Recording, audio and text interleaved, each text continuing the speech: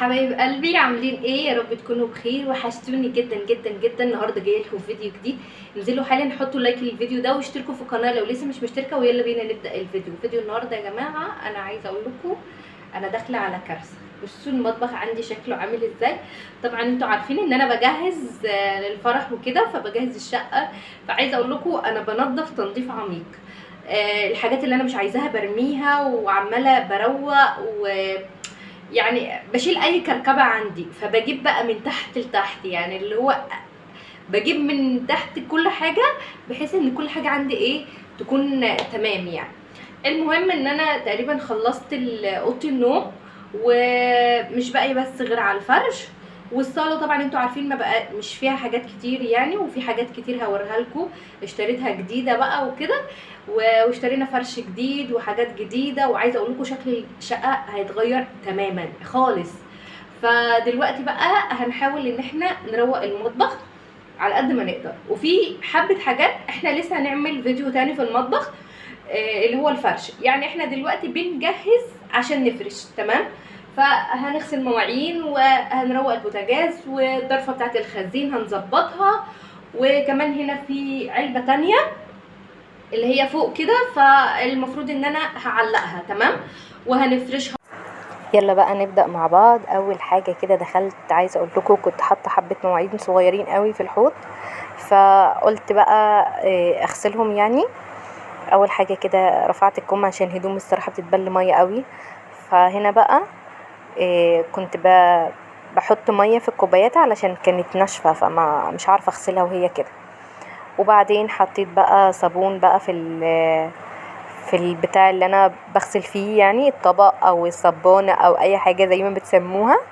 وبعدين بقى هبدأ ان انا اغسل حبة المواعين اللي في الحوض، هفضي الحوض خالص، وبعد كده هحط مواعين تانية لحد ما انا اروق الرخامة، وبعدين ارجع اغسلها تمام.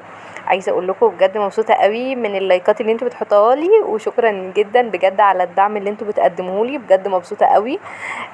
انتوا نعمه كبيره بعد ربنا، بجد شكرا قوي. بحبكم جدا جدا جدا. ومحتاجين مني اي حاجه اكتبوا لي تحت في الكومنتات، وانا هدخل ارحب بيكم على طول وهرد عليكم برضو.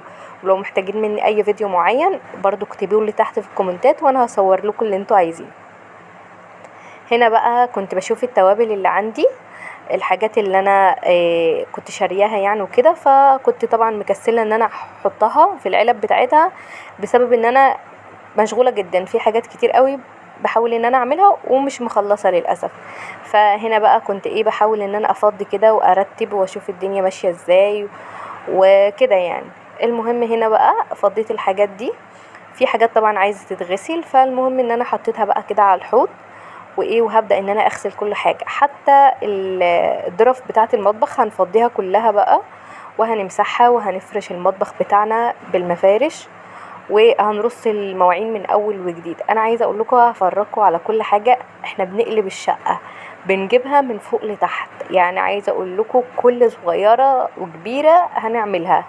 فعايزاكم تتشجعوا معايا كده. وعايزه اقول لكم بجد الموضوع مرهق جدا وبياخد وقت جدا. انا تقريبا بفرش شقتي من اول وجديد، يعني شقه عروسه بقى من اول وجديد.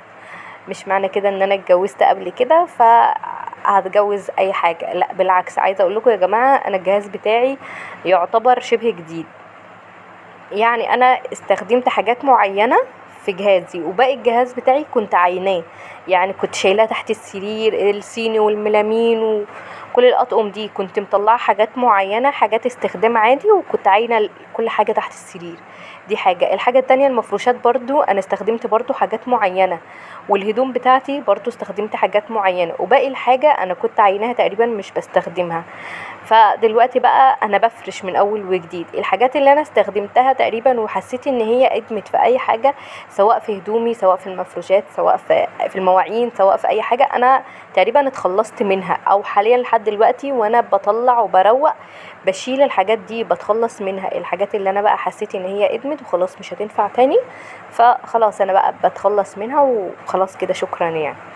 هنا بقى طلعت الحاجات اللي هي بتاعت التوابل دي، اللي هي العلب الصغيرة اللي انا بحط فيها التوابل، وحطيت كده في الحوض كام واحدة، وبغسل كده يعني كل شويه بغسل 3 4 لانهم هم كتير، فكل شويه بغسل 3 4 يعني. وكده كده انا مش حطاهم كلهم توابل يعني. هنا بقى خلاص انا مسحت الرخامه. عايزه اقول لكم احنا بنجهز يعني، الفيديو ده مش فيديو الفرش يعني، احنا دلوقتي بنجهز وبنشوف الحاجات ايه اللي لازمانا والحاجات اللي مش لازمانا وكل الحاجات دي.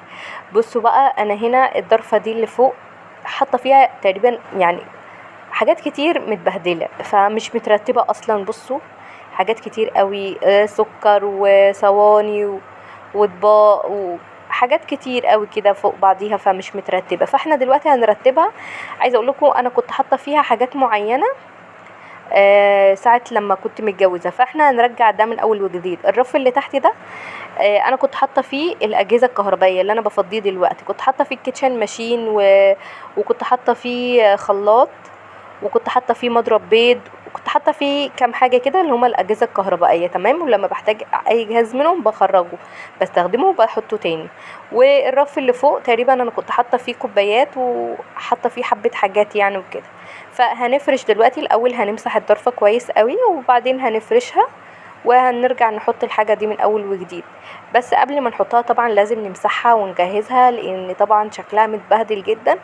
وناس كتير منكم عارفه ان انا كنت في شغل، فللاسف الشغل كان بياخد كل وقتي فما بيدينيش وقت ان انا اعرف اخلي بالي من البيت كويس يعني. الصراحه كنت مقصره جدا ومقصره جدا في البيت بس يعني غصب عني. فالايام اللي جايه ان شاء الله هبقى معاكم على طول وههتم بالبيت لان انا خلاص هقعد من الشغل يعني تقريبا، او هشتغل حاجة تانية. والحاجة التانية دي مش بتحتاج مني مجهود كبير بس كده، فده هيخليني ان انا ادي البيت حقه.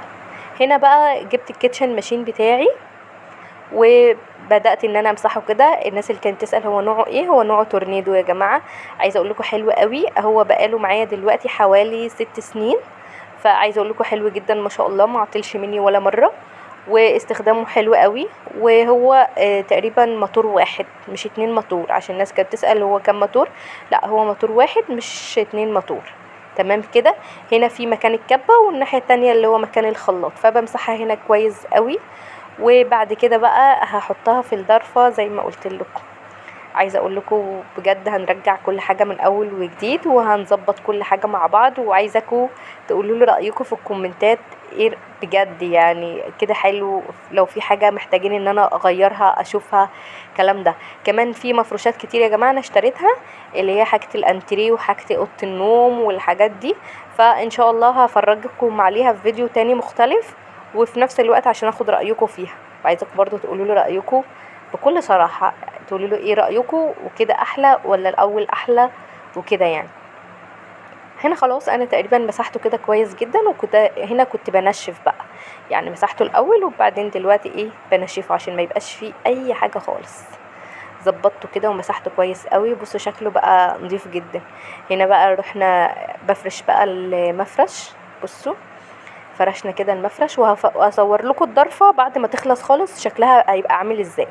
خلاص فرشت كده المفرش، هحط بقى ايه الكيتشن ماشين. شكله تحفه، بصوا شكله قمر بجد. فحطينا كده. ده كان فيديو النهارده، يا رب يكون عجبكم. حطوا لايك واشتركوا في القناه واستنوني الفيديو اللي جاي. باي.